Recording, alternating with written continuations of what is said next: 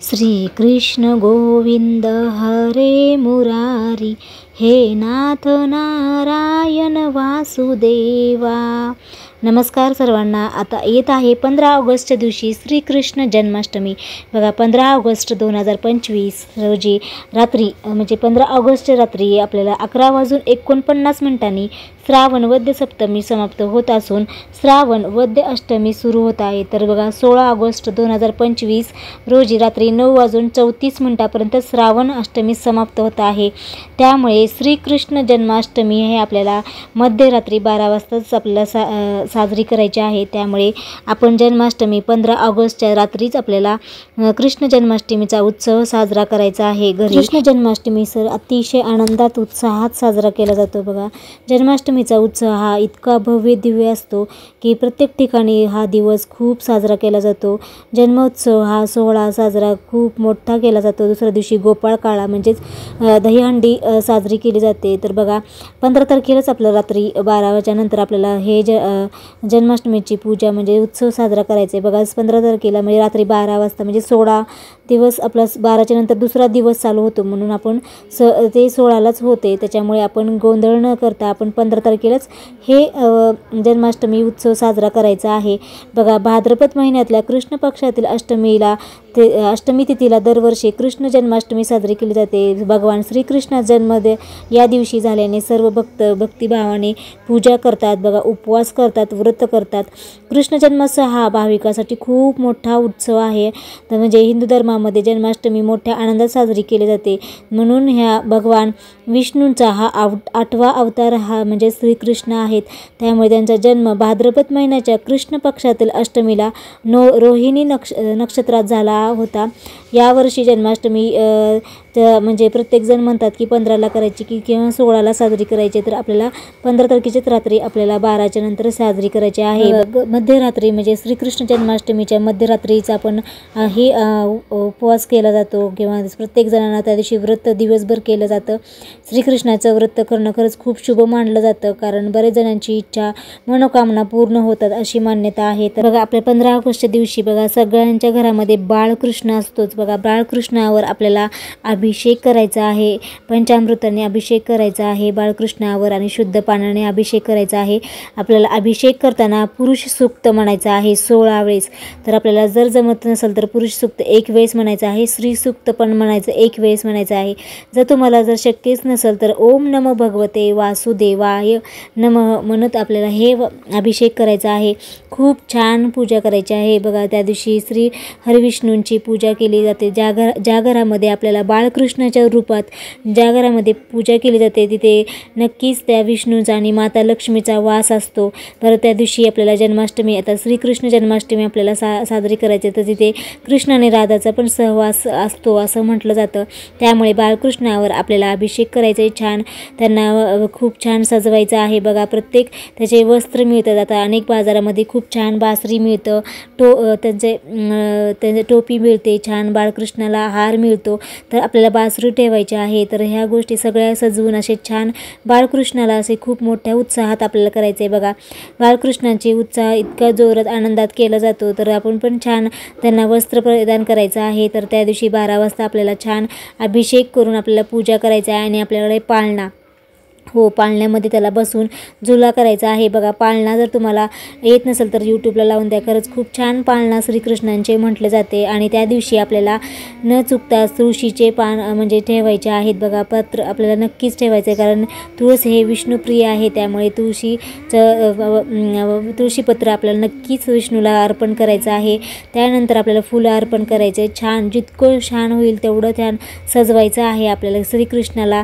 तर अशा मोठ्या उत्साहात आपल्याला श्रीकृष्ण जन्माष्टमी साजरी करायची आहे। तर त्या बाळकृष्णावर बघा गंगाजलने तुम्ही अभिषेक करू शकता। शुद्ध गंगाजल आपल्याला पाण्यात मिक्स करा आणि ते आपल्याला शुद्ध पाण्याने आपल्याला श्रीकृष्णावरही तुम्ही अभिषेक करू शकता।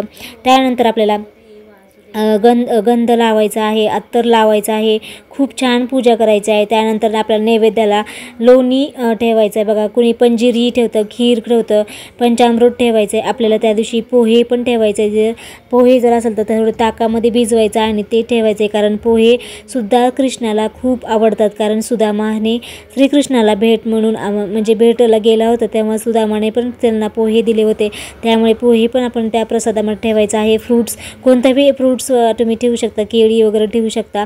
तर त्यानंतर आपल्याला लोणी पण नक्कीच ठेवा, कारण बाळकृष्णाला लोणी फार आवडते, त्यामुळे लोणी ठेवायचं आहे। आपल्याला ड्रायफ्रूट्सचे लाडू असतात तर ते ठेवायचं आहे। कुणी सुंठवडा ठेवतात, आमच्याकडे सुंठवडा म्हणतात तर ते ठेवतात। तर तुम्ही अशा प्रकारे नैवेद्य ठेवायचा आहे आणि त्या दिवशी खरंच उपवास नक्कीच करायचा आहे बघा। ज्या घरामध्ये बाळकृष्णाचं व्रत केलं, मनोभावे पूजा केली जाते, तिथं संतान प्राप्तीसुद्धा होते।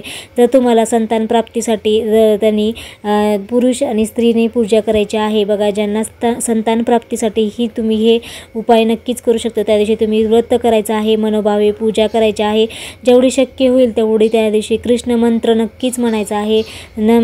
ओम नमो भगवते वासुदेवायचा जप करायचा आहे, ही पण खूप मोठी प्रभावी सेवा आहे। तर तुम्ही ह्या नाम जप नक्कीच करायचा आहे आणि श्रीकृष्णाची आरती करायची आहे। त्यानंतर पाळणा म्हणायचा आहे, पाळणाही नक्की म्हणा, कारण बाळकृष्णाला ज्या घरामध्ये पाळणा हल्ला म्हणजे पाळण्यामध्ये बाळकृष्ण ठेवून जन्माष्टमी साजरी केली जाते, त्या घरामध्ये ही लवकर पाळणा हल्ला जातो असंही म्हटलं जातं। त्यामुळे संतान प्राप्तीसाठी ही हा उपाय नक्कीच करा आणि ही पूजा तुम्ही कुणीही करू शकता, स्त्री पुरुष सगळे, आपण सर्व फॅमिलीने मिळून हे जन्माष्टमी नक्कीच उत्साहाने साजरी करायची आहे। घरच्या घरी ही सुमित छान अशी साजरी करायची आहे, जेवढं शक्य आहे तेवढं डेकोरेशन छान करायचं आहे। तर श्रीकृष्णाचे जन्मोत्सव खूप छान साजरी करायचा आहे। नंतर अभिषेक झाल्यावर आरती करायची आहे। नैवेद्य अर्पण केल्यानंतर कृष्णाला पाळणा हलवत आपल्याला कृष्णाचे पाळणा म्हणायचे, भजन कीर्तन करायचं आहे। त्या दिवशी रात्री खरंच खूप छान आनंदमय वातावरण करा, कारण जेवढं आपण घरामध्ये मंत्र स्तोत्र जेव्हा म्हणतो, आपण जेव्हा काही कुठली पूजाविधी करतो तर ते थोडं मोठ्या आवाजात भजन करा, कारण बघा त्या घरामध्ये जेव्हा मंत्र स्तोत्र मोठ्या आवाजात उच्चारलं जातं तर त्या घरामधले जी काही निगेटिव्हिटी आहे तर ते घरातून जाते। तर त्या अशा प्रकारे आपण त्या दिवशी 15 ऑगस्टच्या दिवशी रात्रीच आपल्याला हे जन्मोत्सव साजरा करायचा आहे। कृष्ण जन्माष्टमीच्या दिवशी आपल्याला घरामध्ये मोरपंख नक्कीच आणायचा आहे बघा। मोरपंख घरामध्ये लावल्याने आपल्या घरामध्ये सकारात्मक ऊर्जा राहते असं म्हटलं जातं बघा। मोरपंख हा नेहमी आपल्या घरामध्ये असावा। तर नंतर आपल्याला बासुरी आणायची आहे, तर आपल्याला नक्कीच कृष्णाला बासुरी आपल्याला ठेवायची आहे, ती लाकडी स्वरूपात असावी, कारण बघा बासुरी ही श्रीकृष्णाला खूप आवडते, त्यामुळे श्रीकृष्णाला तिथे बासुरी आणून ठेवायची आहे। त्यानंतर आपल्याला गायीची मूर्ती आणायची आहे, गाय आपल्या जी वासरूसोबत असते तर ते तशी मूर्ती आणायची आहे। पितळेची मूर्ती आणली तरी अत्यंत शुभ आहे, तर पण आपण गाय हे नक्कीच आपल्याला घरी आणायची आहे। त्या दिवशी या वस्तू नक्कीच आपल्या घरामध्ये आणायच्या आहेत, कारण बघा आपल्याला गायीमध्ये 33 कोटी देवीचा वास असतो, त्याच्यामुळे आपण नक्कीच गाय खरेदी करावी त्या दिवशी। तर या गोष्टी नक्कीच घरी आणावे। नंतर राधाकृष्णांची मूर्ती किंवा फोटो आपल्याला त्या दिवशी नक्कीच आणावं बघा। ज्या घरामध्ये म्हणजे वादविवाद असतो बघा, त्या घरामध्ये बघा शांती नसती, तर त्यामुळे आपण राधाकृष्णांची मूर्ती लावली ना तर त्यामुळे खूप घरामध्ये सकारात्मक ऊर्जा होते आणि आपल्या वादविवाद कधीच होत नाही। म्हणजे बघा नेहमी आपल्या नवरा बायकोमध्ये खूप वाद होत असतात, तर त्यामुळे श्रीकृष्ण आणि राधाची मिळून आपले सोबत असलेली मूर्ती नक्कीच आपल्या घरामध्ये असावी, किंवा फोटो जरी असला तरी चालतं बघा। तर या गोष्टी आवर्जून जन्माष्टमीच्या दिवशी घरी आणायच्या आहेत आणि खूप छान जन्मोत्सव साजरा करायचा आहे। तर आजच्या व्हिडिओमध्ये पूजाविधी आणि जन्माष्टमी घरच्या घरी कशी साजरी करावी हे सांगण्याचा नक्कीच प्रयत्न केलेला आहे। तर व्हिडिओ आवडला असेल तर नक्कीच चॅनलला लाईक करा, शेअर करा, सबस्क्राईब करा आणि कमेंटमध्ये श्रीकृष्ण लिहायला विसरू नका। तर अशा छानशा व्हिडिओमध्ये पुन्हा भेटूया, तोपर्यंत सगळ्यांना श्री स्वामी समर्थ, जय जय स्वामी समर्थ।